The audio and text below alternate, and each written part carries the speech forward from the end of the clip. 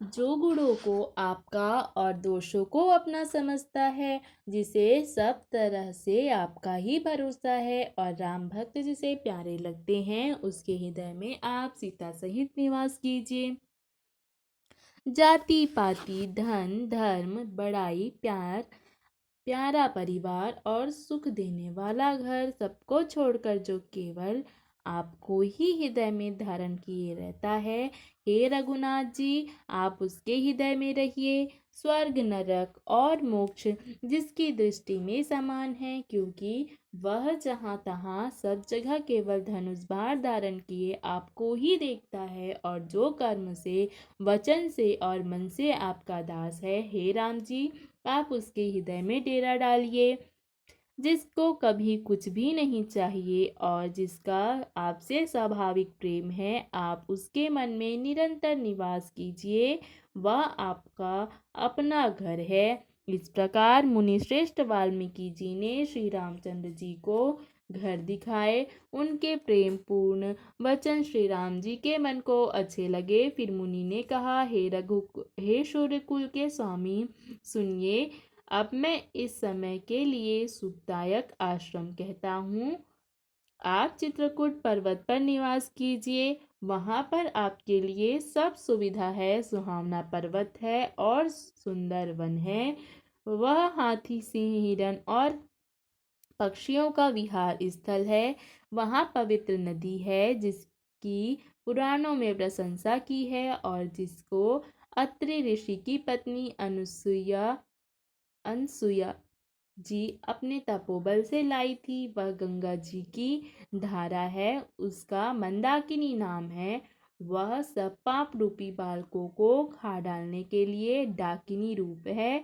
आत्रि आदि बहुओं से श्रेष्ठ मुनि वहाँ निवास करते हैं, जो योग जप और तप करते हुए शरीर को कसते हैं। हे राम जी, चलिए सबकी मेहनत को सफल कीजिए और पर्वत श्रेष्ठ चित्रकूट को भी गौरव दीजिए। महामुनि वाल्मीकि जी ने चित्रकूट की अपरिमित महिमा बखान कर कही। तब सीता जी सहित दोनों भाइयों ने आकर श्रेष्ठ नदी मंदाकिनी में स्नान किया। श्री रामचंद्र जी ने कहा, लक्ष्मण, बड़ा अच्छा घाट है, अब यहीं कहीं ठहरने का प्रबंध करो। तब लक्ष्मण जी ने पयस्विनी नदी के उत्तर के ऊंचे किनारे को देखा और कहा कि इसके चारों तरफ धनुष के जैसा एक नाला फिरा हुआ है। नदी मंदाकिनी उस धनुष की प्रत्यंचा अर्थात डोरी है और श्रम दम दान बाढ़ है। कलयुग के सारे पाप उसके अनेकों हिंसक पशु रूप निशाने हैं। चित्रकूट ही मानो अचल शिकारी है, जिसका निशाना कभी चूकता नहीं और जो सामने से मारता है। ऐसा कहकर लक्ष्मण जी ने स्थान दिखाया। स्थान को देखकर श्री रामचंद्र जी ने सुख पाया। तब देवताओं ने जाना कि श्री रामचंद्र जी का मन यहाँ रम गया। तब वे देवताओं के प्रधान थवई अर्थात मकान बनाने वाले विश्वकर्मा को साथ लेकर चले। सब देवता कोल भीलों के भेष में आए और उन्होंने दिव्य पत्तों और घासों के सुंदर घर बना दिए। दो ऐसी सुंदर कुटियां बनाई जिनका वर्णन नहीं हो सकता। उनमें एक बड़ी सुंदर छोटी सी थी और दूसरी बड़ी थी। लक्ष्मण जी और जानकी जी सहित प्रभु श्री रामचंद्र जी सुंदर घास पत्तों के घर में शोभायमान हैं, जैसे कामदेव मुनि का रूप धारण करके पत्नी रति और वसंत ऋतु के साथ सुशोभित हो। मासपरायण 17वां विश्राम। उस समय देवता नाग किन्नर और दिक्पाल चित्रकूट में आए और श्री रामचंद्र जी ने सभी को प्रणाम किया। देवता नेत्रों का लाभ पाकर आनंदित हुए। फूलों की वर्षा करके देव समाज ने कहा, हे नाथ, आज हम सनाथ हो गए। फिर प्रार्थना करके उन्होंने अपने दुसह दुख सुनाए और हर्षित होकर अपने अपने ठिकानों पर चले गए। श्री रघुनाथ जी चित्रकूट में आ बसे। यह खबर सुनकर बहुत से मुनि आए। रघुकुल के चंद्रमा श्री रामचंद्र जी ने मुदित हुई मुनि मंडली को आते देख दंडवत प्रणाम किया। मुनिगण श्री राम जी को हृदय में लगा लेते हैं और सफल होने के लिए आशीर्वाद देते हैं। वे सीता, लक्ष्मण जी और श्री रामचंद्र जी की छवि देखते हैं और अपने सारे साधनों को सफल हुआ समझते हैं। प्रभु श्री रामचंद्र जी ने यथा योग्य सम्मान करके मुनि मंडली को विदा किया। श्री रामचंद्र जी के आ जाने से वे सब अपने आश्रमों में अब स्वतंत्रता के साथ योग, जप, यज्ञ और तप करने लगे। यह श्री राम जी के आगमन का समाचार सब कोल भीलों ने पाया तो वे ऐसे हर्षित हुए जैसे नवोनिधियों उनके घर पर ही आ गई हो। वे दोनों में कंदमूल फल भर भर कर चले जैसे दरिद्र सोना लूटने चले हो। उनमें से जो दोनों भाइयों को पहले देख चुके थे उनसे दूसरे लोग मार्ग में जाते पूछते हैं। इस प्रकार श्री राम जी की सुंदरता कहते सुनते सबने आकर श्री रघुनाथ जी के दर्शन किए। भेंट आगे रखकर वे लोग जोहार करते हैं और अत्यंत अनुराग के साथ प्रभु को देखते हैं। वे मुग्ध हुए जहाँ के तहाँ मानो चित्र लिखे से खड़े हैं। उनके शरीर पुलकित हैं और आंखों में प्रेमाश्रुओं के जल की बाढ़ आ रही है। श्री राम जी ने उन सब को प्रेम में मग्न जाना और प्रिय वचन कहकर सबका सम्मान किया। वे बार बार प्रभु श्री रामचंद्र जी की ओर जोहार करते हुए हाथ जोड़कर विनीत वचन कहते हैं। हे नाथ प्रभु, आपके चरणों का दर्शन पाकर अब हम सब सनाथ हो गए हैं। कौशल राज, हमारे ही भाग्य से यहाँ शुभागमन हुआ है। हे नाथ, जहाँ जहाँ आपने अपने चरण रखे हैं वे पृथ्वी, वन, मार्ग और पहाड़ धन्य हैं। वे वन में विचरने वाले पक्षी और पशु धन्य हैं जो आपको देखकर सफल जन्म हो गया। हम सब भी अपने परिवार सहित धन्य हैं जिन्होंने नेत्र भरकर आपका दर्शन किया। आपने बड़ी अच्छी जगह विचार कर निवास किया है। यहाँ सभी ऋतुओं में आप सुखी रहिएगा। हम लोग सब प्रकार से हाथी, सिंह, सर्प और बाघों से बचाकर आपकी सेवा करेंगे। हे प्रभु, यहाँ के बिहड़ वन, पहाड़, गुफाएं और खोह अर्थात दर्रे सब पग पग हमारे देखे हुए हैं। हम वहाँ वहाँ आपको शिकार खिलाएंगे और तालाब, झरने आदि जलाशयों को दिखाएंगे। हम कुटुंब समेत आपके सेवक हैं। हे नाथ, इसलिए हमें आज्ञा देने में संकोच न कीजिएगा। जो वेदों के वचन और मुनियों के मन को भी अगम है वे करुणा के धाम प्रभु श्री रामचंद्र जी भीलों के वचन ऐसे सुन रहे हैं जैसे पिता बालकों के वचन सुनते हैं।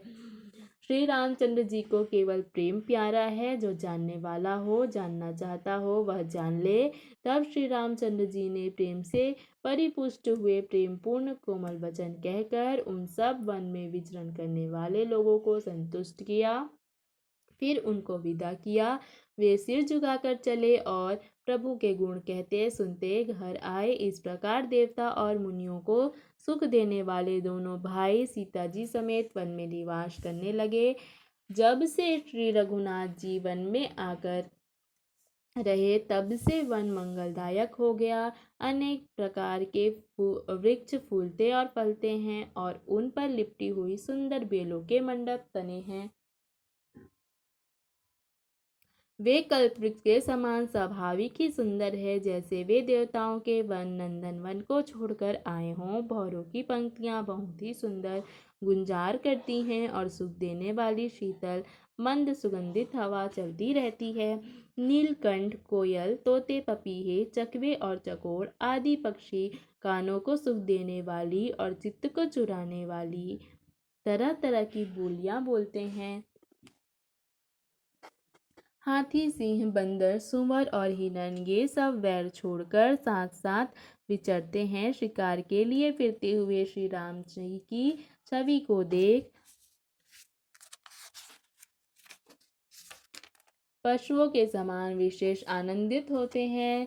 जगत में जहाँ तक जितने देवताओं के वन हैं सब श्री राम जी के वन को देखकर सिहाते हैं। गंगा, सरस्वती, सूर्य कुमारी, यमुना, नर्मदा, गोदावरी आदि धन्य पुण्यमयी नदियाँ सारे तालाब, समुद्र, नदी और अनेक नद सब मंदाकिनी की प्रशंसा करते हैं। उदयाचल, अस्ताचल, कैलाश, मंदराचल और सुमेरु आदि सब जो देवताओं के रहने के स्थान हैं, और हिमाचल आदि जितने पर्वत हैं, सभी चित्रकूट का यश गाते हैं। विंध्याचल बड़ा आनंदित है, उनके मन में सुख समाता नहीं है, क्योंकि उसने बिना मेहनत किए बहुत प्रशंसा पाली है। चित्रकूट के पक्षी, पशु, बेल, वृक्ष, तृण, अंकुर आदि की सभी जातियां पुण्य की राशि हैं और धन्य है देवता दिन रात ऐसा कहते हैं। आंखों वाले जीव श्री रामचंद्र जी को देखकर जन्म का फल पाकर शोक रहित हो जाते हैं और अचर अर्थात पर्वत, वृक्ष, भूमि, नदी आदि भगवान की चरण रज का स्पर्श पाकर सुखी होते हैं। यो सभी परम पद मोक्ष के अधिकारी हो गए। वह वन और पर्वत स्वाभाविक ही सुंदर, मंगलमय और बहुत पवित्रों को भी पवित्र करने वाला है। उनकी महिमा किस प्रकार कही जाए। जहाँ सुख के समुद्र श्री राम जी ने निवास किया है, क्षीर सागर को त्याग कर और अयोध्या को छोड़कर जहाँ सीता जी, लक्ष्मण जी और रामचंद्र जी आकर रह रहे हैं, उस वन की जैसी परम शोभा है, उसको हजार मुख वाले जो लाख श्रेष्ठ जी हो तो वे भी नहीं कह सकते। उसे भला मैं किस प्रकार से वर्णन करके कह सकता हूँ। कहीं पोखरे का क्षुद्र कछुआ भी मंदराचल उठा सकता है। लक्ष्मण जी मन, वचन और कर्म से श्री रामचंद्र जी की सेवा करते हैं। उनके शील और प्रेम का उल्लेख नहीं किया जा सकता। क्षण क्षण पर श्री सीता राम जी के चरणों को देखकर और अपने ऊपर उनका प्यार जानकर लक्ष्मण जी स्वप्न में भी भाई, माता पिता और घर की याद नहीं करते। श्री रामचंद्र जी के साथ सीता जी, अयोध्यापुरी, कुटुंब के लोग और घर की याद भूलकर बहुत ही सुखी रहती हैं। क्षण क्षण पर पति श्री रामचंद्र जी के चंद्रमा के समान मुख को देख के वे वैसे ही परम प्रसन्न रहती हैं जैसे चकोर कुमारी चंद्रमा को देखकर। स्वामी का प्रेम अपने प्रतिदिन बढ़ता देखकर सीता जी ऐसे खुश रहती हैं जैसे दिन में चकवी सीता जी का मन श्री रामचंद्र जी के चरणों में अनुरक्त है। इससे उनको वन हजारों अवध के समान प्रिय लगता है। प्रियतम श्री रामचंद्र जी के साथ पर्णकुटी प्यारी लगती है। मृग और पक्षी प्यारे कुटुंबियों के समान लगते हैं। मुनियों की स्त्रियां सास के समान, श्रेष्ठ मुनि ससुर के समान और कंद मूल फलों का आहार उनको अमृत के समान लगता है। स्वामी के साथ सुंदर साथरी अर्थात कुश और पत्तों की सेज सैकड़ों कामदेव की सेजों के समान सुख देने वाली है, जिनके कृपा पूर्वक देखने मात्र से ही जीव लोकपाल हो जाते हैं।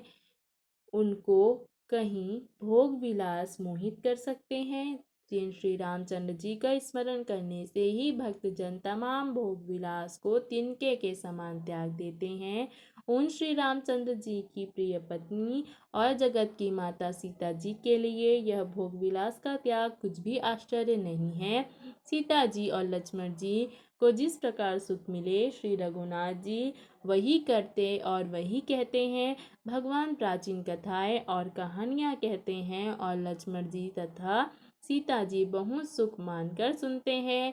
जब जब श्री रामचंद्र जी अयोध्या को याद करते हैं, तब तब उनके नैनों में जल भर आता है। माता पिता, कुटुंबियों और भाइयों तथा भरत के प्रेमशील और सेवा भाव को याद करके कृपा के समुद्र प्रभु श्री रामचंद्र जी दुखी हो जाते हैं, किंतु फिर कुछ समय समझकर धीरज धर लेते हैं। श्री रामचंद्र जी को दुखी देखकर